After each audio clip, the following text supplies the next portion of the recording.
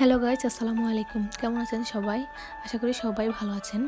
আমি আবারও আপনাদের সাথে আমার রান্নার ছোট্ট একটা ব্লগ শেয়ার করতে চলে আসলাম। আমি আজকে রান্না করব দেশি মুরগির মাংস দিয়ে বুটের ডাল। তো প্রথমে আমি ডালগুলোকে ভালোভাবে ধুয়ে প্রেসার কুকারে দিয়ে দিলাম। তারপর পরিমাণ মতো পানি দিয়ে দিব ডালগুলোর মধ্যে। তারপর পরিমাণ মতো লবণ দিয়ে দিলাম আর সামান্য একটু হলুদ গুঁড়া দিয়ে দিলাম।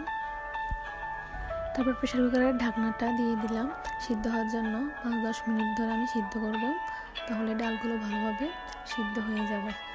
তারপর মুরগির মাংসগুলো আমি পানি দিয়ে ভালোভাবে পরিষ্কার করে ধুয়ে নেব। এর মধ্যে ডালগুলো সিদ্ধ হয়ে গেছে, আমি প্রেসার কুকারের ঢাকনাটা খুলে নিলাম। তারপর দেখলাম যে ডালগুলো ভালোভাবে হয়েছে কিনা। হ্যাঁ, সিদ্ধ হয়ে গেছে ভালোভাবে। তারপর আমি চামচ দিয়ে একটা পাতিলে ডালগুলো অল্প অল্প করে তুলে নিলাম। এরপর মুরগির মাংস রান্না করার জন্য প্রেসার কুকারে পরিমাণ মতো সরিষার তেল দিয়ে দিলাম।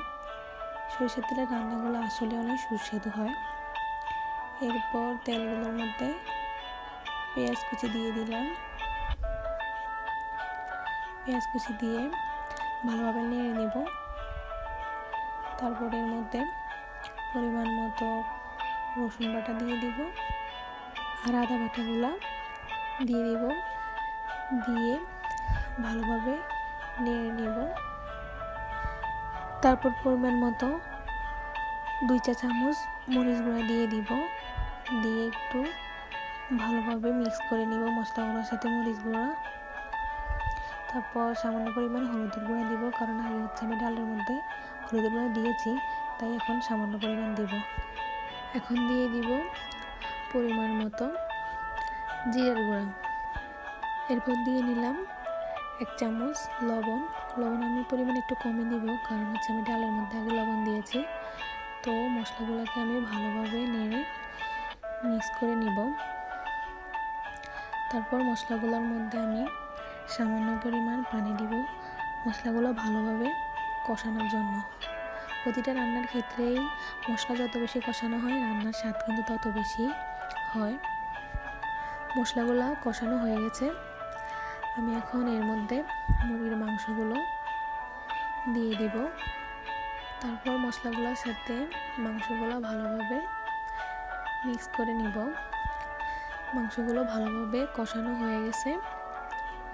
এরপর আমি এর মধ্যে পরিমাণ মতো পানি দিয়ে দিব। তারপর প্রেসার কুকারের ঢাকনাটা দিয়ে দিব।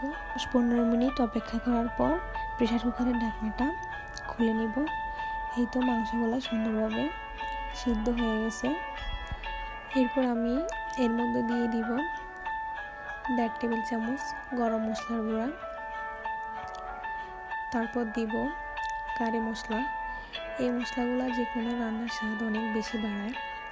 আমরা প্রায় সব রান্নাতেই মশলাগুলো ব্যবহার করি। সবগুলো মশলা ভালোভাবে মুরগির মাংসের সাথে মিক্স করে নিলাম।